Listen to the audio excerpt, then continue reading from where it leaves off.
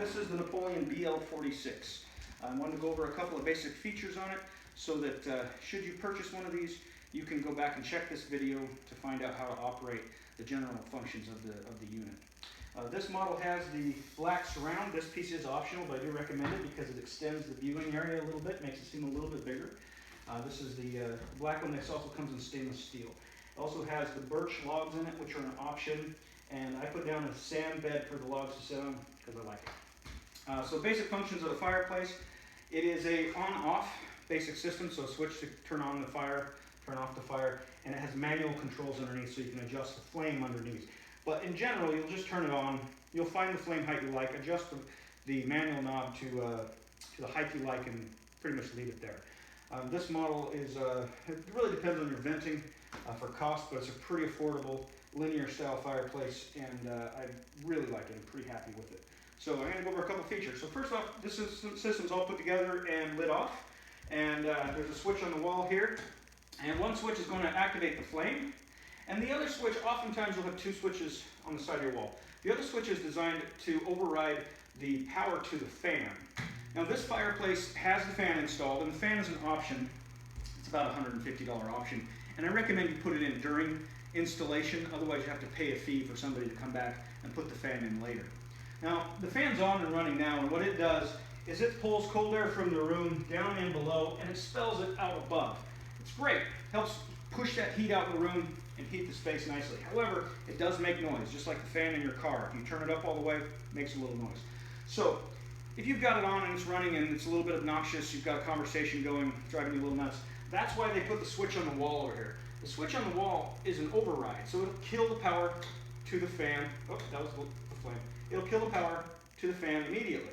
However, this system uses a thermal snap switch. So underneath, inside, is a little thermal device that sends power to the fan to turn it on when it gets hot, and shuts power to the fan off when it cools off. So you don't actually need this switch over here.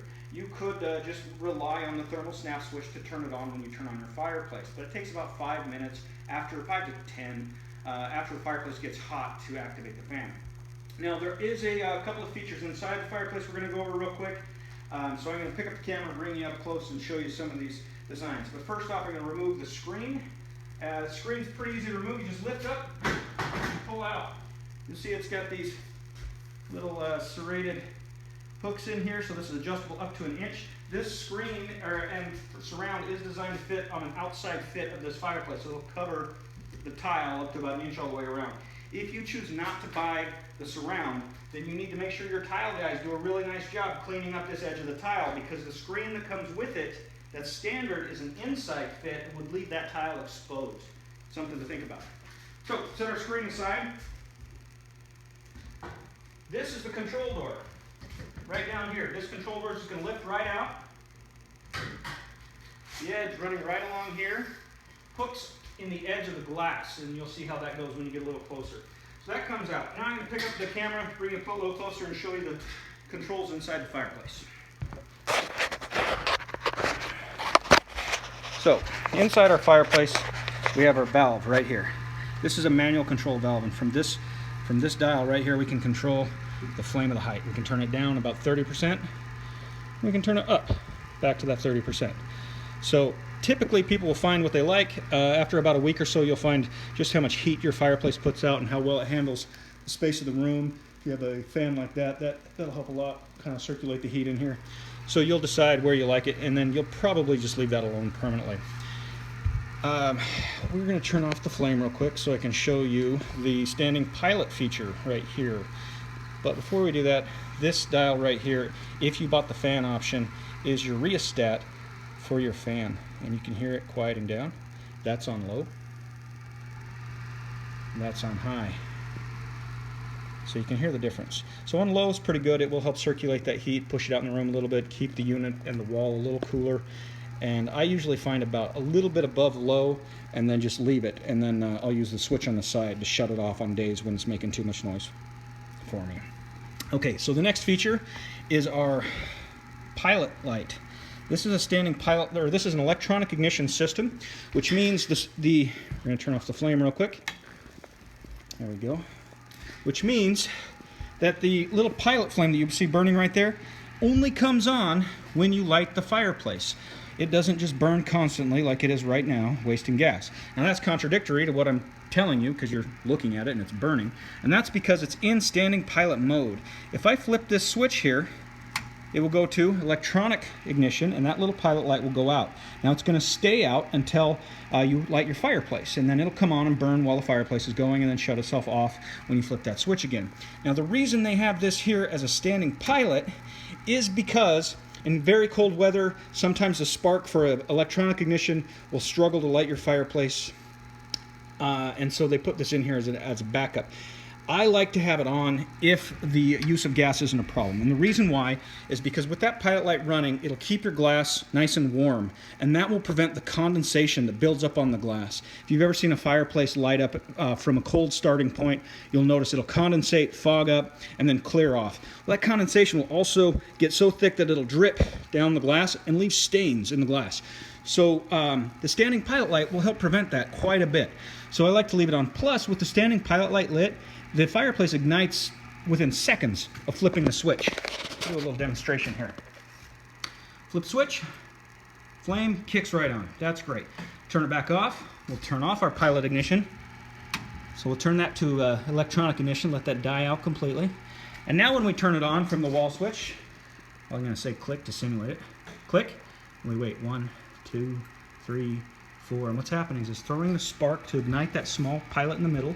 After it lights, it heats a little sensor. When that sensor gets hot, it opens up the main valve and lights the main flame. Now we're up to like 30 seconds to light that fire.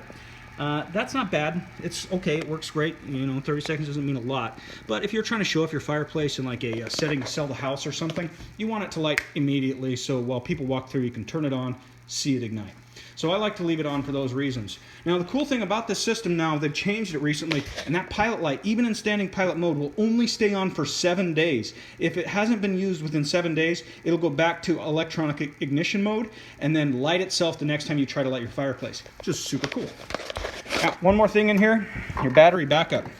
If power goes out in your home, you can put batteries in this little packet in here and it will light your flame. It will not run your fan because your fan requires 115 volt regular power to your house, but it'll light the flame, and the flame still will radiate and heat the house nicely. And we don't put batteries in this up front, and the reason for that is because if the batteries die, they will start to decompose and they'll basically rot inside this compartment, and then when you go to use it, power goes out, you open it up, you find batteries that are in there, and the whole thing's rotten and won't work anyway. Then you're out of luck. So don't put batteries in until you absolutely need to when power's out. Okay, so those are your basic features underneath your fireplace. Next thing we need to talk about is how to remove that glass so that you can clean it.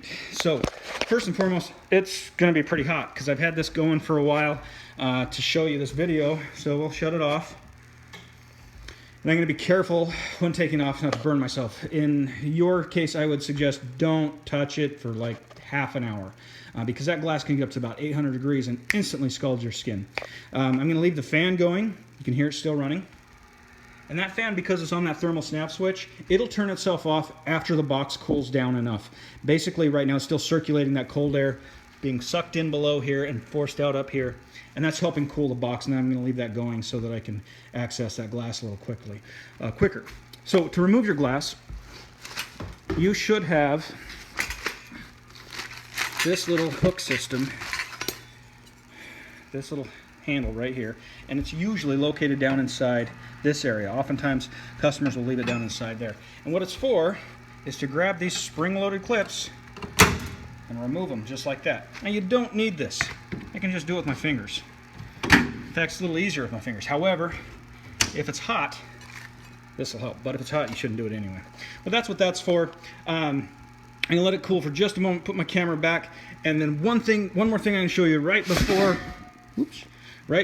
I take the glass off is how to check for gas leaks. If ever you think you might be smelling gas, get a spray bottle, fill it with soap and water, and reach in there and just spray the joints where the lines connect, and watch for bubbles. If it's leaking, it will produce bubbles from the soap. So now we know we are in good shape there. Really reliable way to check for gas leaks.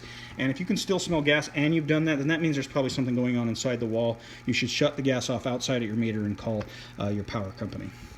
Okay, so last we're going to go ahead and remove the glass. I'm going to put my camera back here. Try to straighten you up. Okay, it's a little off center, but close enough. All right, so why would you remove the glass? Over time, when you burn gas, that gas leaves a white sediment in here on the glass. You'll start to get a white fog built up in here. So you're going to want to pull the glass off once or twice a year. Different areas have more sediment than others, and so sometimes people will get white sediment that builds up after a couple of months, and sometimes people get a white sediment that builds up after a couple of years. I still recommend you clean it probably twice a year. And if you clean it a couple times a year, it'll help it keep from getting stained. Now, you don't want to clean it with regular glass cleaner. That is, anything with ammonia is bad. It'll pit the glass. It's also bad if you use ammonia around the flame. So use a streak-free, ammonia-free glass cleaner. You can get that at most hardware stores. Or you can buy a product called White Off. You can get it on Amazon for about $8. It's a little bottle about that big, and it's basically car wax. Take the glass off, you smear it on, you rub it on just like car wax, you let it dry, and then rub it out using some elbow grease, and that will be a light abrasive that takes off that white fog from inside the glass. And then use the streak-free, ammonia-free to clean up the edges and the smudges after that's done. Okay, so I'm going to show you real quick how to remove this. Now this glass is a little bit tricky. There are 3 hooks running across the bottom and 3 hooks running across the top. As I disconnect the hooks, the glass still sits on a little frame down here to hold it in place, so you don't have to worry about it falling out. The other thing is it's not going to just come straight out. You can see there's these little tabs right here that hold the screen in place. And you say, well, geez, how the heck am I supposed to get my glass past that? Do I really have to remove these tabs? And yeah, you could. You could take a wrench and remove each 4 of these tabs and pull the glass out, and that's fine. But if it's done right, and the screws up here have been nipped short, you can actually just lift the glass up high into the pocket above the fireplace, pull it out from the bottom, and allow it to miss that bottom tab, those bottom screws, and pull it out.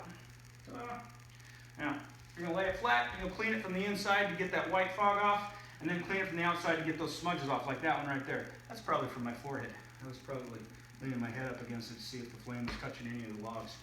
Speaking of flame touching the logs, that is something we want to be careful about.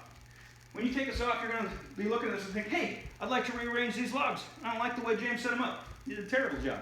So you go in there and you change them around and think, well, that looks good. Put it all back together.